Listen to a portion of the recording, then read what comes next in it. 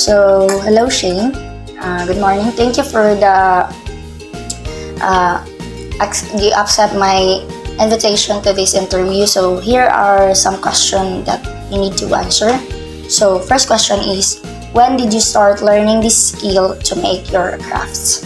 Well, I first started learning crocheting when late in the pandemic started, and I was at home with my cousin and she was doing crochet. I had literally no idea what crocheting was at that time. She introduced me the craft of crocheting.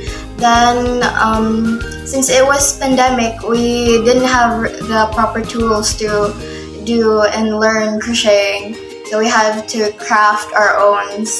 And it was pretty quite interesting to me, so that's when I started learning crocheting. Okay, next question is, what inspired you to start making use of this skill?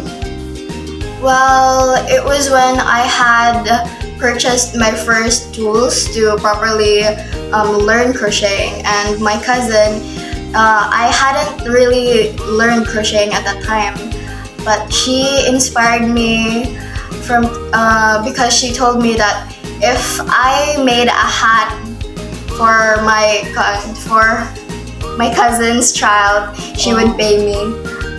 Okay, and then another question is, what materials do you usually need? So basically, you usually need a hook and a yarn, that's all. There's actually plenty of resources you can buy this from, like Shopee and Lazada. Okay, and last question is, what steps or ritual or process do you follow to create your crafts or art? Usually I don't really have any rituals, but I usually search the internet. If like a friend of mine would say like they want a hat, I would like specifically search for what kind of hats they'd like. Then after that, I'd learn the patterns, because there's a lot of patterns in terms of crocheting, like single crochets and double crochets.